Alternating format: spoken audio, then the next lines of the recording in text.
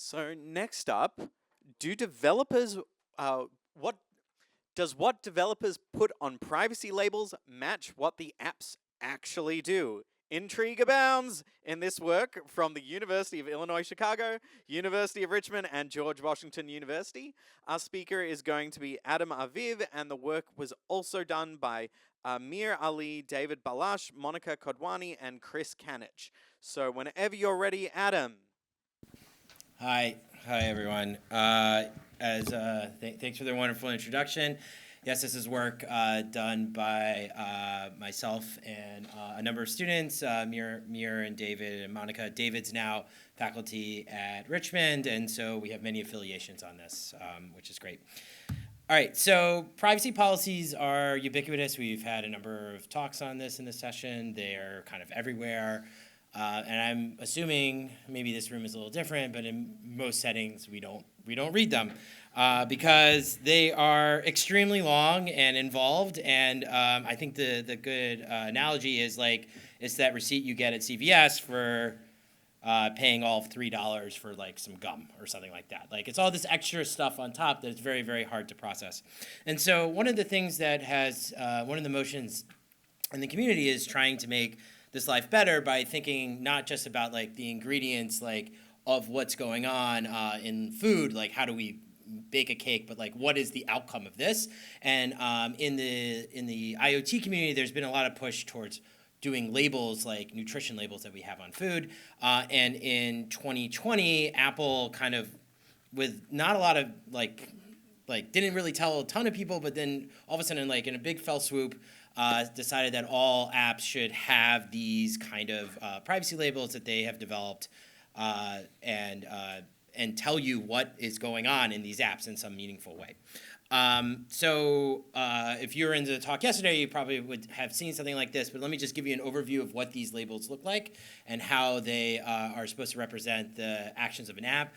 There are three kind of larger label types and then one label that is mutually exclusive from the other one. So first you could say like you have data that's used to track you, which I think is like kind of a misnomer for what this actually is. It really means that we're willing to, the data that's collected is shared with advertisers, and that advertising tracking can be moved across from not just this app to other situations, data that is linked to you so that anything that can be used to identify your information to the stuff that's actually being collected, and just general data that can't actually be linked to you. And if you have a no data collected option, then you can't have any of the other three. So you either see one of these three things or some subset of them with some other information, or you see data not collected at all.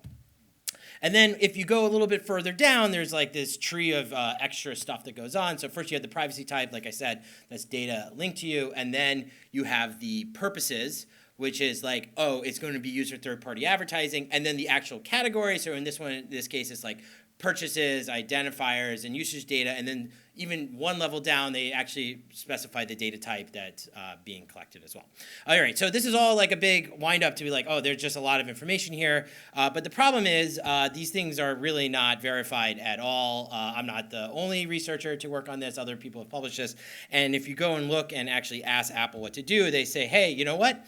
If they're not verified, if you want more information, click on the privacy policy, and then you're back to that CVS receipt that you started with to begin with. So all this is a big wind-up to say, like, you know, it's very hard to like know what's actually going on in these things, even though they're well labeled.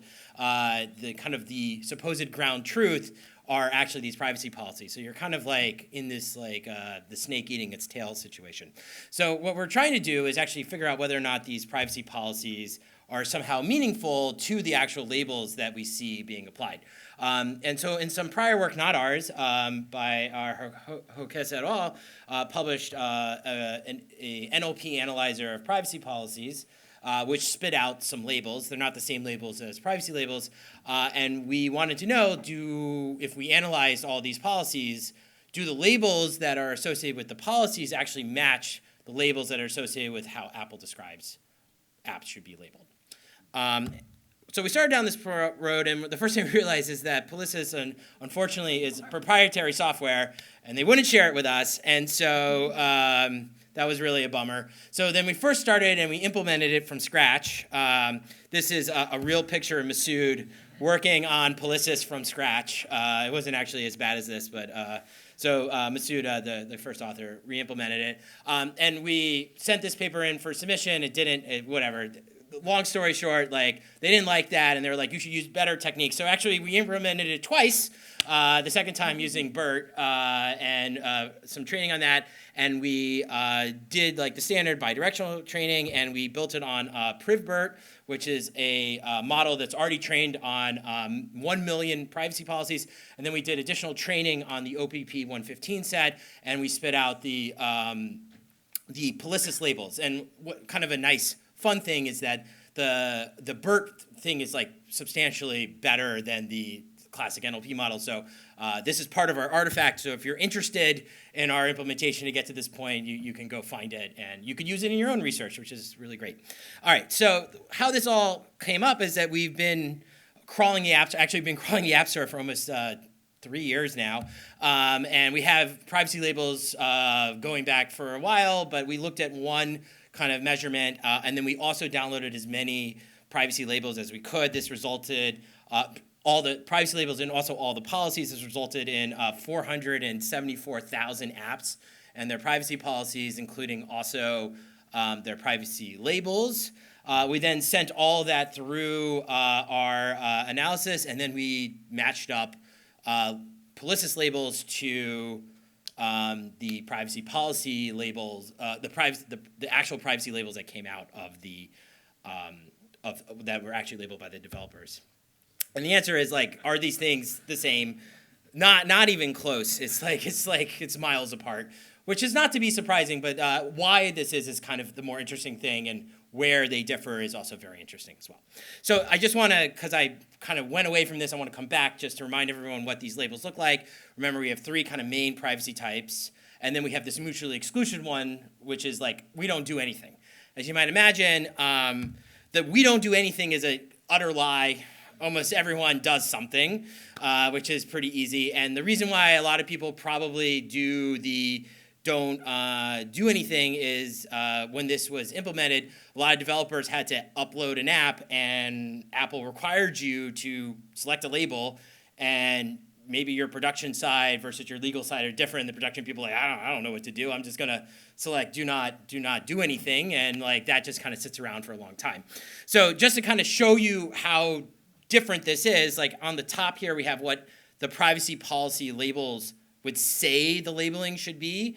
And on the bottom, it's what the privacy labels actually say they are. The hash marks are where they overlap, and things beyond those hash marks are where things get kind of interesting. And you can see just kind of right off the top here, I don't actually have a highlight for it, but this one right here is just like 1% of the apps that actually have a do not collect information are actually there, compared to like 36% of the apps in our data set said they actually don't collect anything, which is pretty bad.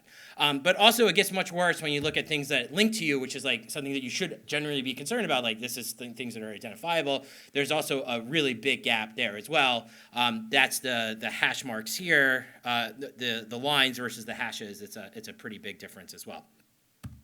And if you look at data, like I already said, the data not collected, it's just only 4,000 apps that are somewhat honest about that, at least according to the privacy policy.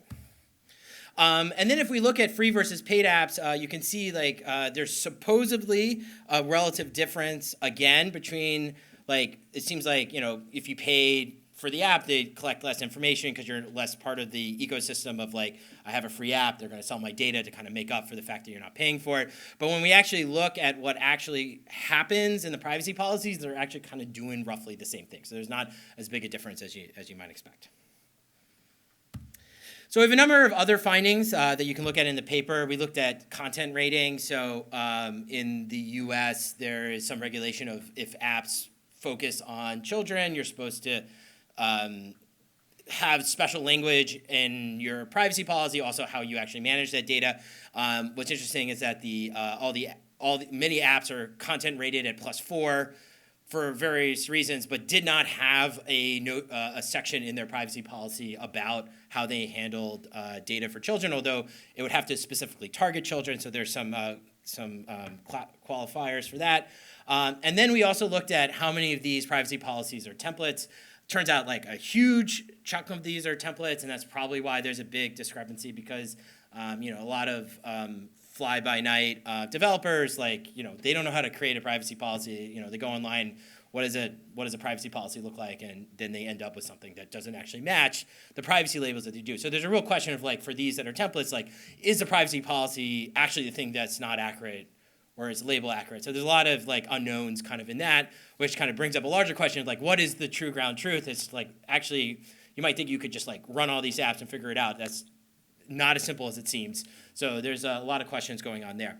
But I also want to bring up, kind of end on a small case study of one example company, which I am not going to label to because this is going to be recorded, that has do not collect. And just to kind of show you what this looks like in their privacy policy, they have like a very clear statement, when you interact with big company, we may collect personal information, yada, yada, yada. That's clearly not do not collect in any meaningful way. And this company, what they do is they actually make apps for other people, right? They're like a repackager, like buy this basic app and then we repackage it for your personal website or your personal business.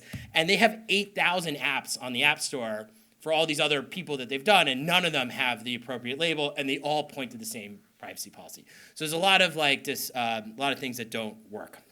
So just to kind of wrap this all up, so Apple's privacy labels are likely misapplied, or the privacy policies are likely misapplied. There's something that's not in concert here. And there really isn't any procedures to verify the privacy labels in the App Store itself, which is kind of a problem. So there's a lot of misinformation going around. We did report our study to Apple. We sent it to their black box email address, and it went into the black hole that is Apple. So if anyone works for Apple, I'd love to talk to you more. Who knows where that email went? And we would argue that like these privacy policies offer a pretty good first check. Now, using a Polisys-like labeling system, something like we have, is relatively low grade effort for like Apple. You could just do it as a first check, and you could say like, hey, developer, your privacy policy that you post doesn't match your privacy labels. Maybe you want to look at it again before doing like something more hardcore, like running all the apps through like a VM or doing something like that.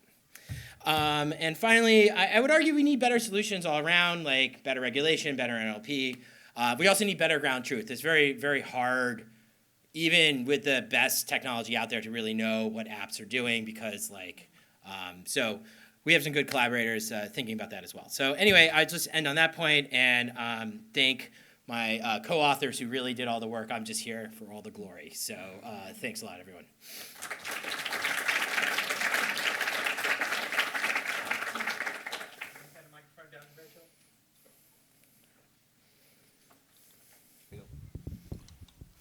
Super cool work, thanks. I'm curious if you've thought about or are doing a study where you might be like actually contacting these apps that had the discrepancies and like both as a way to report the vulnerability or whatever, but also as a way to find out if they like to collect like, so hey, we have these two labels.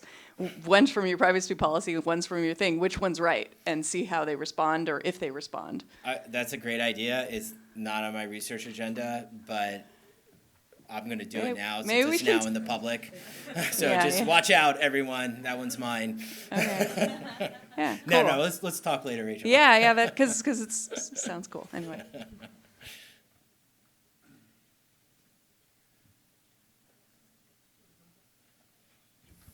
Thanks for the talk. So I totally agree with you. It's not okay for a company that has one single iOS app if their privacy policy doesn't match their privacy labels on the App Store.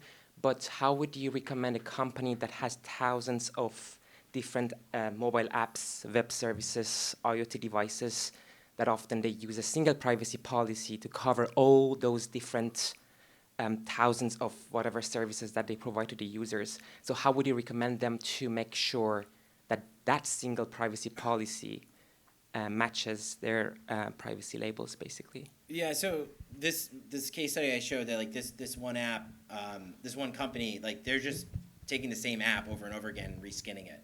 So it's like whatever the functionality of those apps are, they're somewhat universal and they all link to the same thing. So like I don't know. They should go through and update their privacy labels is really what it comes down to. And if they're not, they're potentially putting the people that they're repurposing these apps for, the customers, at some sort of jeopardy with Apple, because like there's a genuine question is like, what is the purpose of these privacy labels? Are they really for users, or are they really for Apple? Does it like give Apple some power later to say like, hey, you're violating our policy, we get to kill your app? So like I think they're actually putting not so much themselves but their customers in jeopardy with the policies of the App Store. Okay, can we thank Adam one more time?